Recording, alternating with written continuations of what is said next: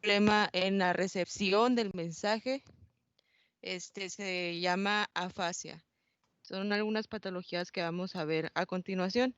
Eh, el emisor es el que expresa, se podría llamar una afasia expresiva, una alteración expresiva, y cuando hay alguna alteración, problema en la recepción, ya sea que no se comprenda el lenguaje, se llama afasia sensitiva.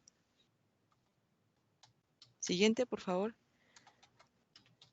Bueno, como ya había dicho, la afasia es cualquier alteración en la expresión o comprensión del lenguaje. La anterior, por favor.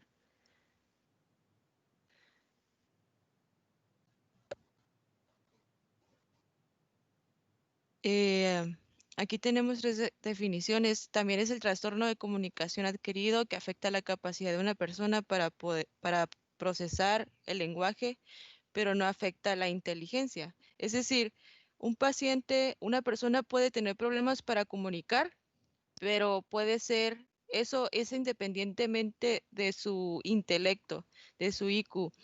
Igualmente, una persona puede tener problemas para recibir el mensaje, pero esa persona puede ser igualmente inteligente que cada persona tiene su intelecto.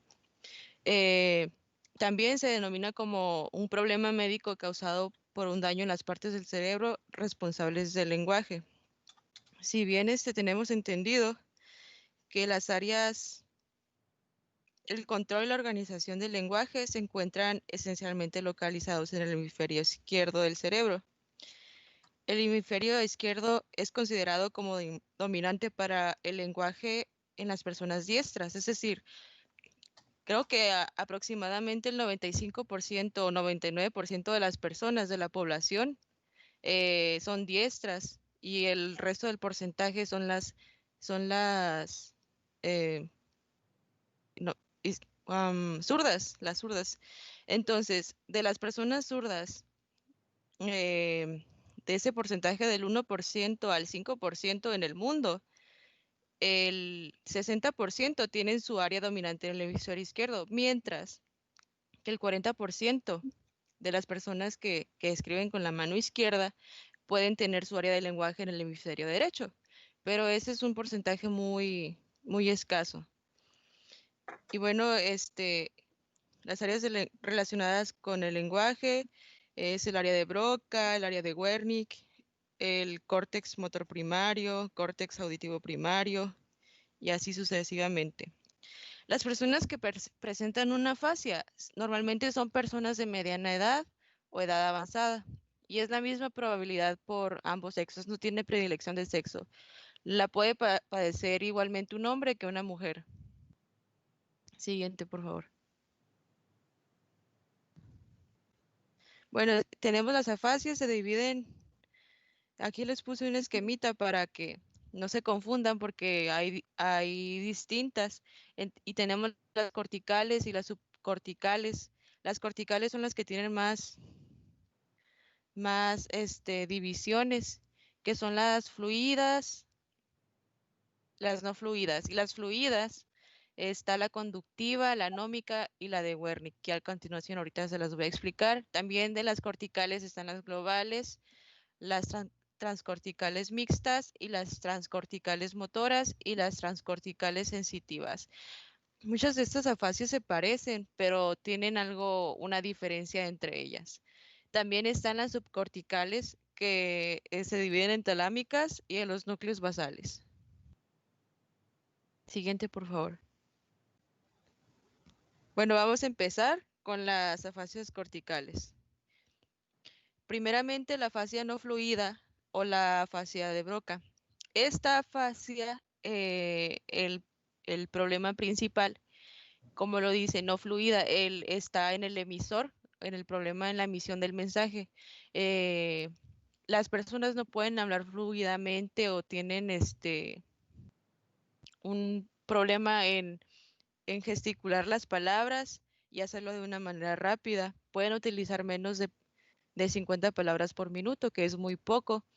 También tienen problemas gramaticales, o sea, para escribir, telegráfico, y emplean en forma aislada sustantivos o verbos. Es porque no pueden armar correctamente una oración y tienen problemas también en la capacidad de comprensión.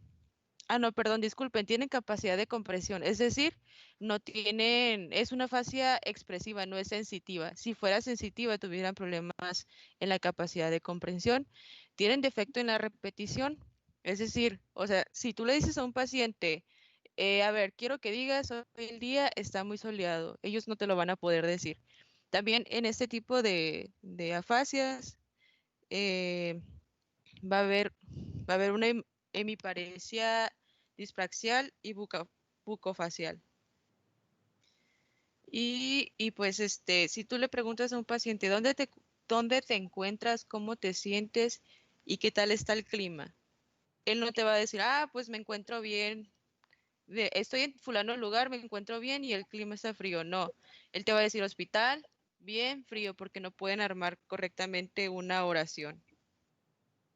Eh, La lesión no es en el área, exactamente en el área de Broca, se llama así porque antes se pensaba que estaba en el área de Broca. Se está en las áreas 44 y 45 de Brodmann, la lesión. La siguiente, por favor. Ah, dentro de las afasias fluidas, la que habíamos visto anteriormente era no fluida, o sea, el paciente tenía problemas para expresar un mensaje. Estas, pues sí son fluidas, pero tienen más que nada un problema en la recepción del mensaje. Se podría llamar como sensitivas. Por ejemplo, la del área de Wernicke, cuando hay una lesión en el área de Wernicke, se dice que hay una mala compresión y deficiente capacidad para repetir las palabras o las frases que le sugieran.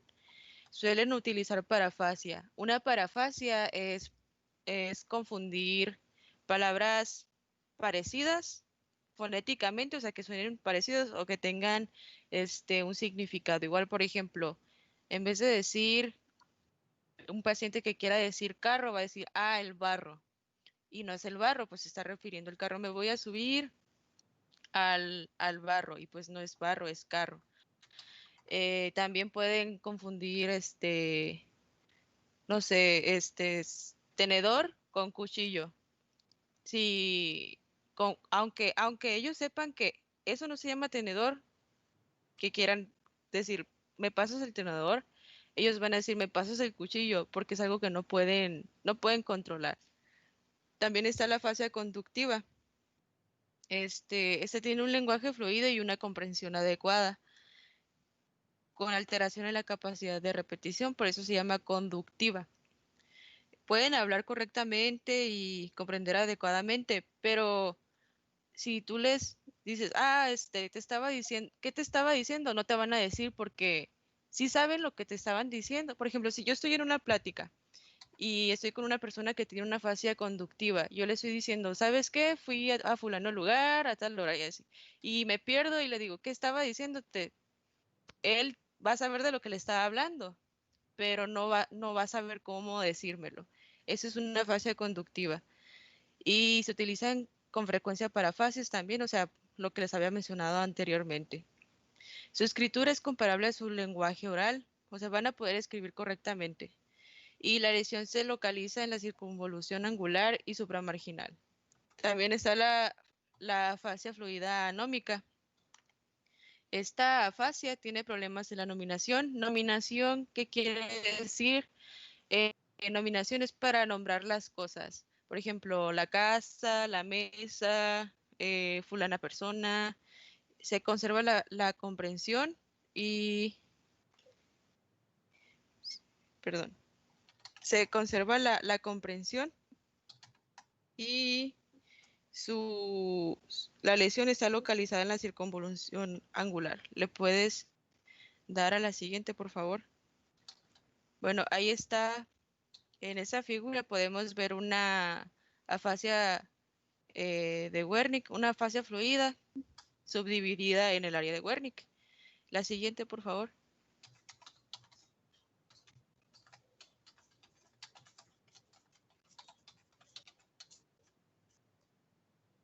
A ver, ahí va otra imagen. En esa imagen podemos podemos ver la lesión en la circunvolución angular y la siguiente es de una afasia anómica que está localizada en la segunda circunvolución angular. Ahí está. La siguiente diapositiva, por favor. Bueno, la fascia global, esta fascia normalmente es la que tiene peor escenario como un pronóstico de calidad de vida del paciente. O sea, normalmente esas personas casi siempre van a vivir con este problema afásico. Ahorita vamos a ver cómo se trata cada paciente afásico, bueno, a manera general, porque no hay como que un tratamiento definido todavía, pues es muy variable el pronóstico. Pero bueno, esos pacientes que tengan una fascia global van a tener el peor pronóstico que todos los pacientes afásicos. Y pues pueden tener también problemas relacionados con una hemiparesia, una hemihipoestesia y una apraxia. Eh, la hemiparesia, pues recordemos que es como que la la pérdida de movimiento en un miembro inferior y un miembro superior del mismo lado. Y una hemihipoestesia es lo mismo, nomás que pierden la sensibilidad. Y la apraxia es un trastorno en el cual el paciente no puede gesticular bien las palabras, como que las arrastra. Su lenguaje es no fluido y la comprensión y la repetición están comprometidas en una forma importante. Es decir, este paciente ni afásico no tiene por ningún lado, pues, o sea, tiene problemas tanto para expresar como para entender. Y esta afasia es muy común en oclusiones completas de arteria carótida o cerebral media. Siguiente.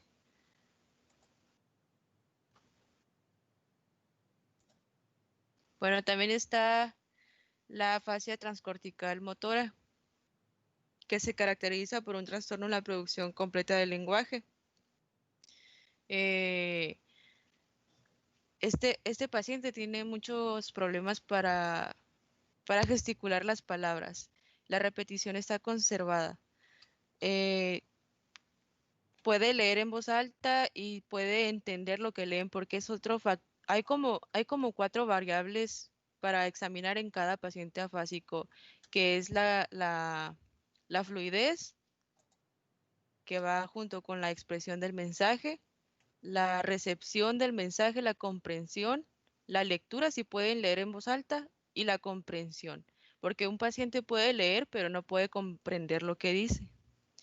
Y esto se dice que Goldstein decía que esto se debía a una fascia transcortical motora debido a una desconexión entre el lóbulo frontal y las áreas motoras del lenguaje. También está la fascia transcortical mixta, que presenta un lenguaje no fluido con alteraciones en la comprensión y preservación de la capacidad de repetición. Y está la fascia transcortical sensitiva. La fluidez es adecuada, pero la comprensión del lenguaje está, tanto hablado como escrito, está alterada. Siguiente. Ahora les voy a hablar de las afasias subcorticales, que ya habíamos dicho al principio que las afasias se dividen en corticales y subcorticales. Las subcorticales son más sencillas. El- los pacientes con una afasia talámica presentan un lenguaje fluido e incluso con una buena repetición. La comprensión puede ser afectada, por lo general existen problemas de atención y memoria en la fase aguda. Aquí ya entra otra variable que sería la memoria y la atención de este paciente. La atención que presta a un mensaje, a recibir un mensaje. Y está la fase de núcleos basales, que las decisiones, ok. Ese paciente presenta disartia, tiene un lenguaje fluido y la comprensión está comprometida. Disartria es como mm, un trastorno, una alteración para articular las palabras, como para decirlas. Y pues la lesión está en la cabeza del núcleo caudado y en la sustancia blanca adyacente al brazo anterior de la cápsula interna. Siguiente.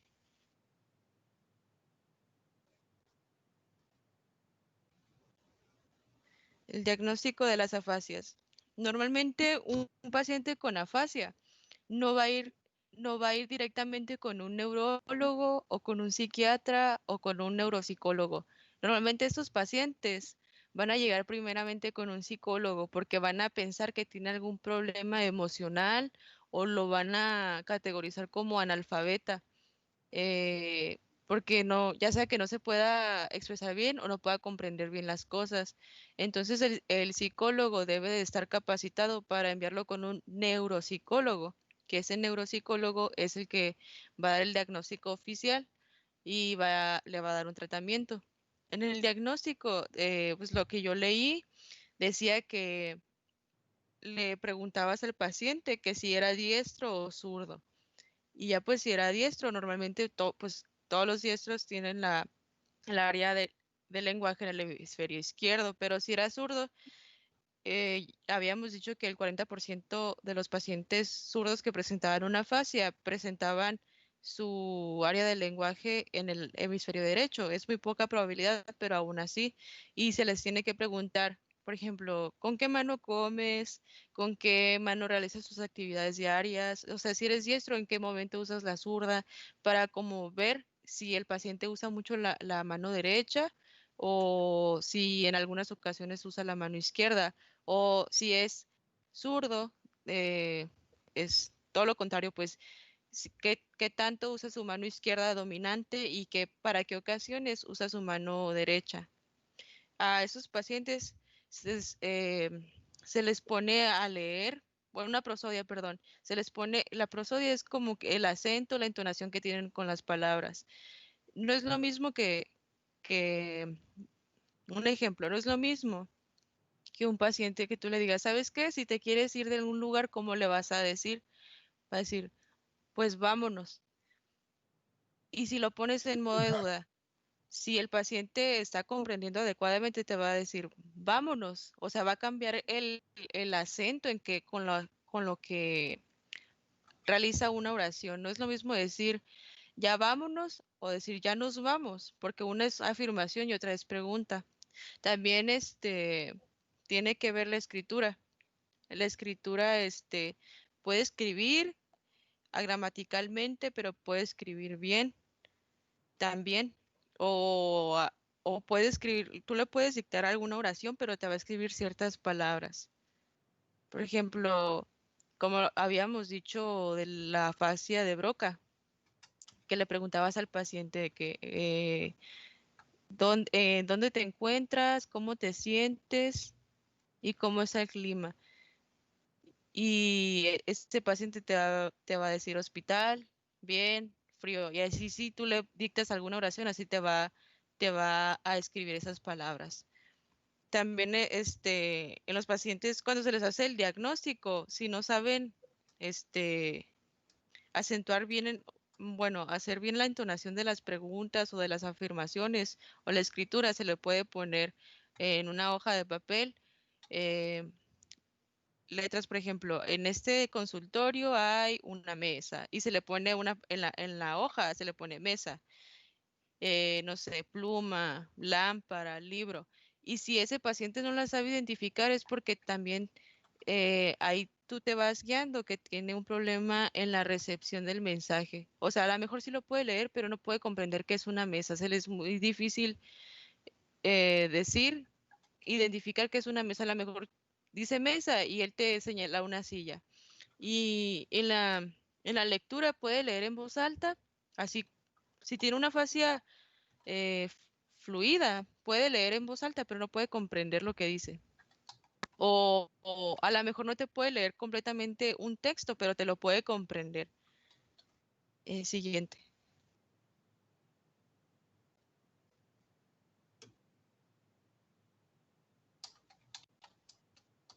Bueno, el tratamiento, eh, muy comúnmente en todos los tipos de pacientes con algún con algún trastorno de afasia, se realiza alguna entonación melódica, por ejemplo, no sé, alguna canción típica, depende de el lugar también donde estés, si es en México, no sé, alguna canción muy conocida para que este paciente se vaya relacionando con las palabras, los objetos y la entonación, los ritmos y todas esas cosas. También la gesticulación de palabras.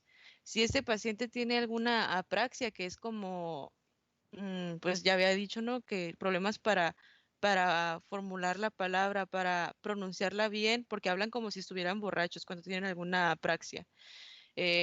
Hacen, aunque se ve exagerado, tienen que hacer gestos para articular bien la palabra, para que la puedan pronunciar correctamente.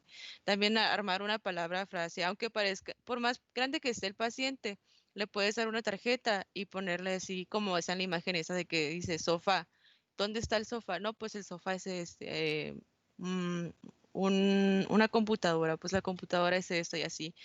A lo mejor, esto sirve mucho cuando el paciente tiene una fascia sensitiva que no recibe bien el mensaje. Y así tú le ayudas de que, bueno, esto es computadora, computadora, silla, silla, papel, papel. Y, y para relacionar palabra, objeto, es lo que había dicho casi. No, sí, relacionar palabra, objeto es lo que ya andaba diciendo ahorita. Y armar palabra, frase, puedes usar una frase típica, no sé, camarón que se duerme y luego le pones unas rayitas, se lo lleva a la corriente. O sea, cosas así muy sencillas para tratar este tipo de pacientes que tienen alguna fascia. Y el tratamiento muy extenso, o sea, lleva es así como que no hay como que un tratamiento específico, pero esto es lo más general y, y, y pues ahí se me fue lo que iba a decir. Perdón. Siguiente. Y bueno, otros conceptos está la alexia y la dislexia. La alexia consiste en la dificultad para entender un lenguaje escrito. Y la dislexia es la incapacidad para aprender a comprender el lenguaje escrito, que es lo mismo, no más que la alexia. Este trastorno tienen diferente en el origen. La alexia es como adquirido ya congénitamente, y tiene alguna alteración a nivel encefálico y la dislexia no, la dislexia tiene más que ver por algo cultural, ya sea que a una persona desde niño no se le enseñó bien a leer, a, a leer, a hablar, tiene que ver, está más relacionado con la dislexia, con el analfabetismo, pero eso no significa que un paciente que tenga dislexia es analfabeta. Siguiente. Y ya pues es todo de mi parte. Gracias. Bueno, muchas gracias por la exposición. Está muy bonita, muy completa, pero estoy seguro que el 80% de lo que se dijo aquí va a pasar así como entrar por un oído y salir por otro, porque no tiene sustento. No, no sabemos todavía muchas cosas que debemos saber, que vamos a aprender, porque estamos en la primera etapa de la práctica clínica neurológica. Y la primera etapa es que tenemos que aprender a recoger síntomas y signos a través del interrogatorio y la exploración de la anamnesis. En esta etapa no tenemos que meternos con patologías, ni tenemos que meternos con diagnósticos, ni tenemos que meternos con tratamientos, porque todavía no estamos preparados para eso. Entonces, es decir cosas al aire que no van a tener, no se van a quedar en forma eficaz. Ahorita, en esta etapa de propedéutica, tenemos que limitarnos a describir las técnicas para identificar los síntomas y los signos de cada parte. ¿Ah? Hasta ahí llegamos. Las técnicas para explorar el lenguaje y los tipos de alteración que podemos observar. Pero ya el diagnóstico, ya la patología, ya el tratamiento, todavía no estamos preparados para eso y entonces nos confundimos más. Aparte de que, pues no tenemos tiempo, pues. Si seguimos así como vamos hasta ahorita, pues hoy ya llevamos 2 clases atrasadas. De 32 clases que teníamos, bueno, 28 por los festivos. ¿Sí? El curso consta de 32 horas, pero ya de entrada nos quitaron 4 por los días festivos. Son 28. Y ahorita ya tenemos 2 clases retrasadas. Y a ese paso no vamos a terminar el curso. Entonces tenemos que ser muy eficientes y muy concretos en lo que tenemos que exponer. 10:38. Eso no les quita el mérito de lo que han hecho. Han hecho un excelente papel. Han hecho muy buenas presentaciones. Los felicito. Lo malo es que no tenemos tiempo para escuchar las buenas presentaciones y concluir el curso porque el tiempo que nos asignaron, pues así es, muy corto. Entonces, vamos a centrarnos, los que siguen, en la técnica exploratoria. Es decir, vamos a ir con los nervios craneales. Describir, pero muy brevemente, la anatomía del nervio craneal en cuestión. Escribir muy extensamente los métodos para recoger las manifestaciones clínicas y mencionar las manifestaciones clínicas que recogemos y su interpretación. ¿Verdad? Y hasta ahí llegamos. Y sigue el otro nervio craneal, y el otro, y el otro, y el otro. En la segunda sección, que se llama semiología, como ya sabemos recoger los síntomas y signos, entonces vamos ahora a saber interpretarlos, saber qué síntomas y qué signos corresponden a qué parte del sistema nervioso. Ir en forma sistemática localizando. Y en la tercera parte ya vamos a ver las patologías. Entonces sí, aquí en la teoría tenemos que tener ese sistema por razones de tiempo, porque de otra manera no vamos a alcanzar. Bueno, a ver, Bárbara, dime, tienes la manita levantada. Bárbara. Yo le quería decir que, por ejemplo, en este caso de las afasias y los trastornos del lenguaje, estuve investigando y así, y había como que una manera muy subjetiva de explorar a ese tipo de pacientes. De hecho, estuve buscando la epidemiología aquí en México y precisamente porque hay mucho dilema entre el abordaje de ese paciente, cómo lo vas a diagnosticar, no hay como que muchos casos registrados. De acuerdo, mira, tú como médico general vas a decir, tiene una afasia, tiene una disartria, tiene una dislexia, y hasta ahí llega tu papel. Después vas a identificar, cuando lo asocias con otros síntomas, vas a identificar qué parte del sistema nervioso está alterado y vas a suponer qué tipo de lesiones son las que van a presentar. Pero para llegar a esto vas a necesitar haber terminado el curso de neurología. Ahora, el tratamiento y el manejo de las afasias, ya tú lo descubriste y qué bueno que lo dijiste, es muy especializado. Hay especialistas en terapia del lenguaje que estudiaron toda una carrera para poder manejar todo esto. Nosotros como médicos generales no vamos a poder actuar eficazmente en el tratamiento de las afasias, porque no tenemos ni la preparación ni el conocimiento para hacerlo, porque para hacerlo necesitaríamos estudiar otros 3 años para terapia del lenguaje. Entonces no hay que meternos con las especialidades, pues nosotros tenemos que saber nuestras limitaciones. Mi papel termina en decir, esta persona tiene un trastorno del lenguaje. Ahorita estamos en la etapa de la propedéutica. Ahorita estamos en la etapa de saber cómo identificar los trastornos del lenguaje, que es lo que menos manejamos. ¿Sí? Los árboles no nos dejaron ver el bosque. Es lo que menos se manejó, el cómo recoger, cómo saber si la persona tiene o no tiene un problema de lenguaje. Pues simplemente platicando con él, ¿verdad? Platicando con él.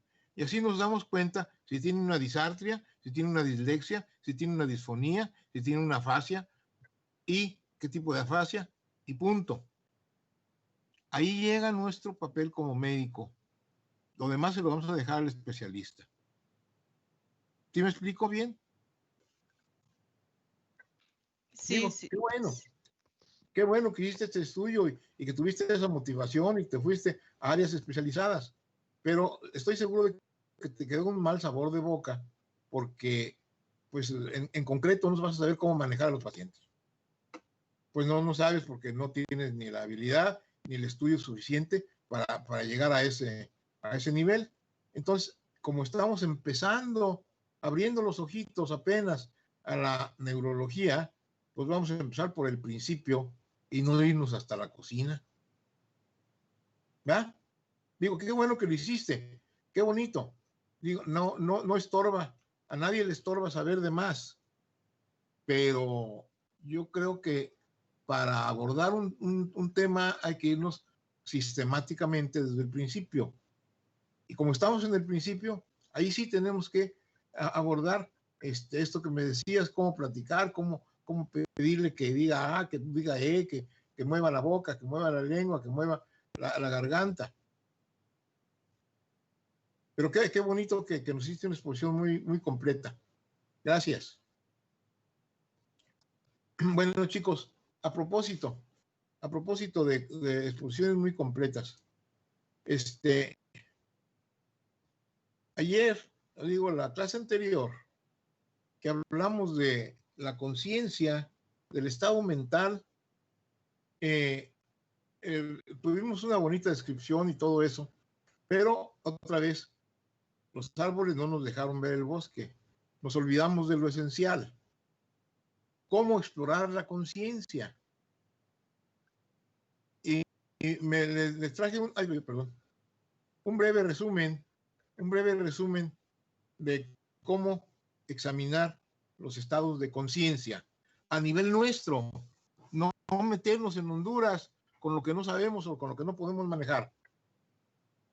Lo primero que tenemos que saber es que la conciencia no es el estar despierto, no es el darse cuenta de algo, no es el estar dormido. Dicen, está dormido, está inconsciente. No.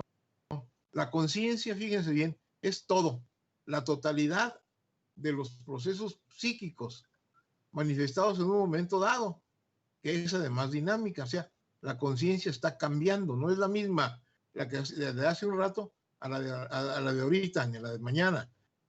Hacen los que describen esto hacen la similitud a un río. Uno ve el río y es el mismo río, pero el agua que lleva el río no es la misma porque está corriendo. Ahorita ya tiene un agua distinta de la que tenía hace una hora, ¿verdad? Así es, la conciencia en un individuo parece la misma, es el mismo individuo, pero su pensamiento, su ideación, todo el contenido de su pensamiento está cambiando continuamente. Por eso dice que es dinámica y es cambiante de los procesos psíquicos o psicológicos o mentales, como quieran llamarle. En resumidas cuentas, reconocemos estos 5 procesos cognitivos, psicológicos, instintivos, lo relacionado con el instinto.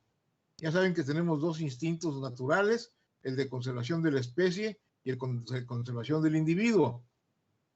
Los cognitivos se refiere a las sensaciones y a las percepciones con las que exploramos el medio exterior y el interior también. Los intelectivos, lo que analizamos esto, ¿verdad? Y generamos pensamiento, generamos ideación, generamos memoria, generamos proyección, generamos abstracción. Los volitivos, una cosa nos lleva a otra. Los volitivos es la acción, la actividad que vamos a hacer. Más o menos activos se llama volitivos porque se refiere a la voluntad. ¿Eh? Los afectivos, el cómo sentimos emocionalmente esto, y le damos vuelta otra vez a todo. Todos estos fenómenos son entrelazados entre sí y forman parte de la conciencia.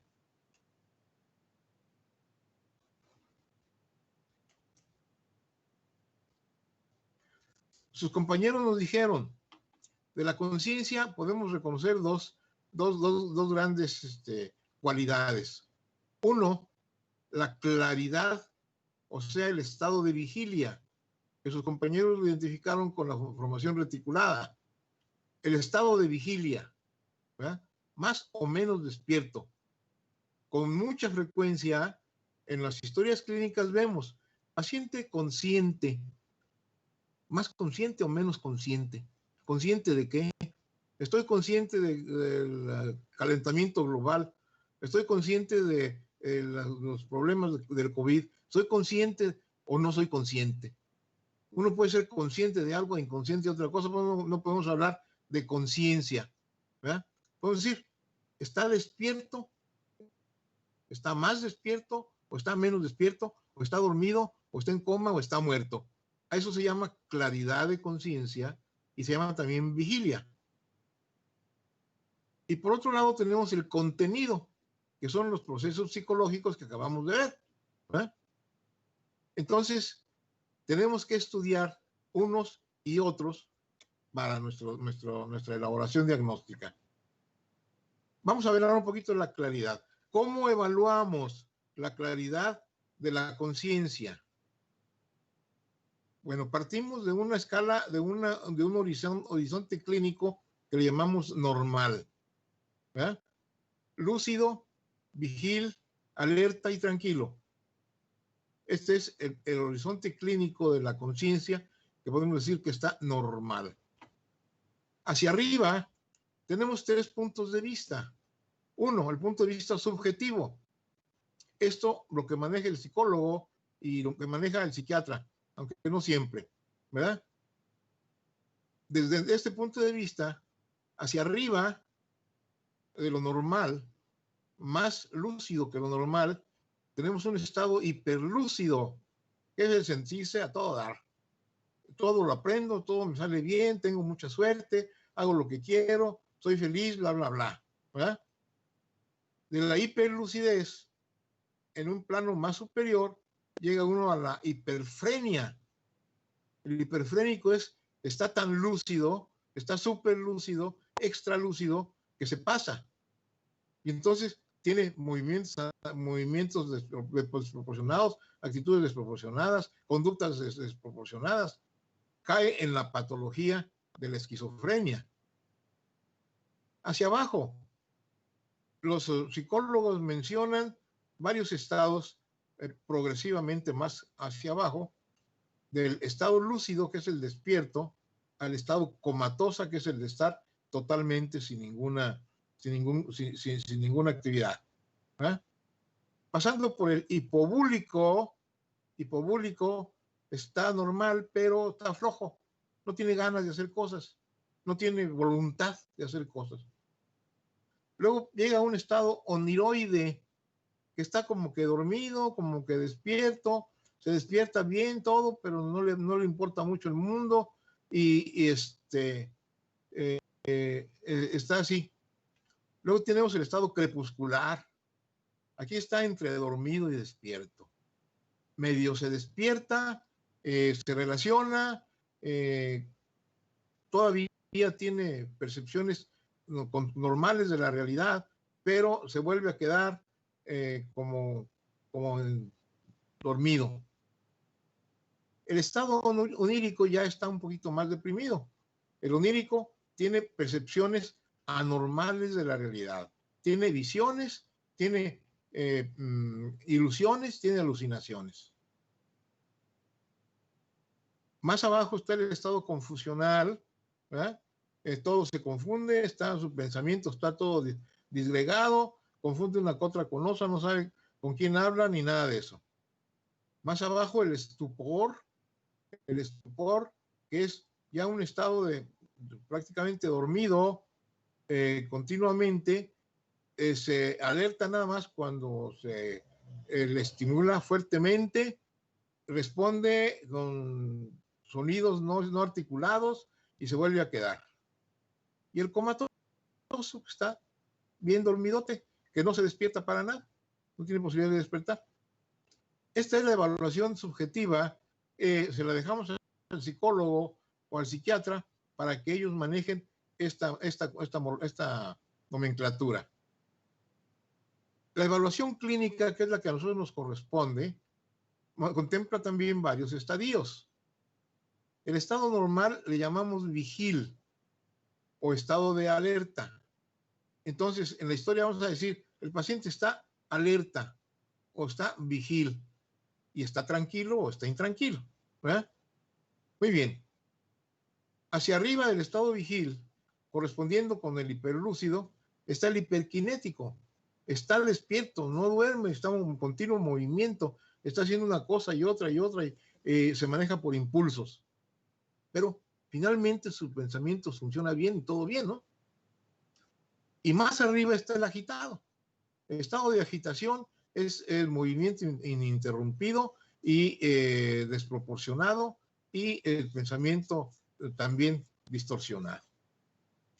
El estado de agitación, esto en algunas drogas lo lleva uno a eso, ¿no?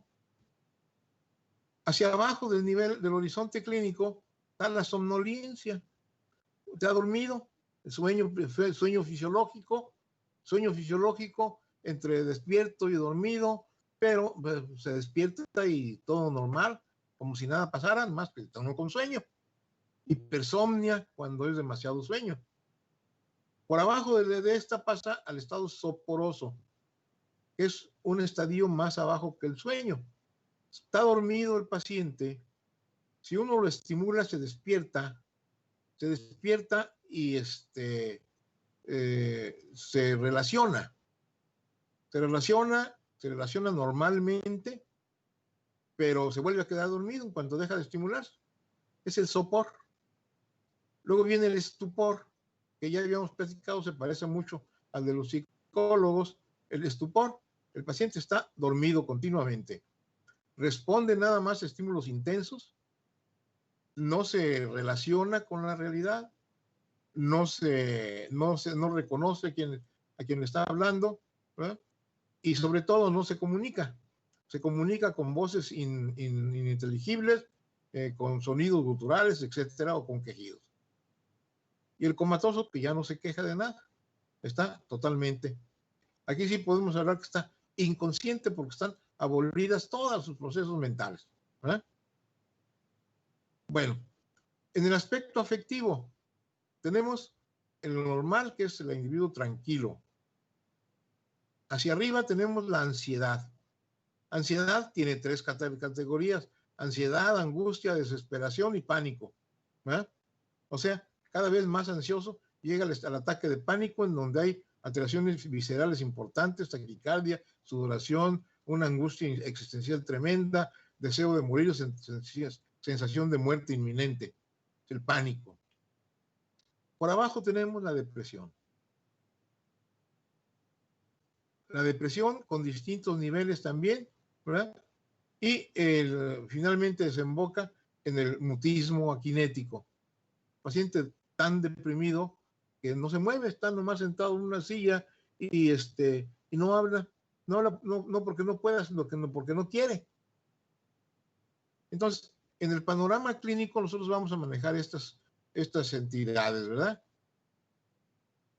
Pero esto es muy subjetivo. Nos interesa mucho clasificar, sobre todo, al paciente que está cayendo en coma, que está en sopor, que está somnoliento, que está en sopor, que está en coma.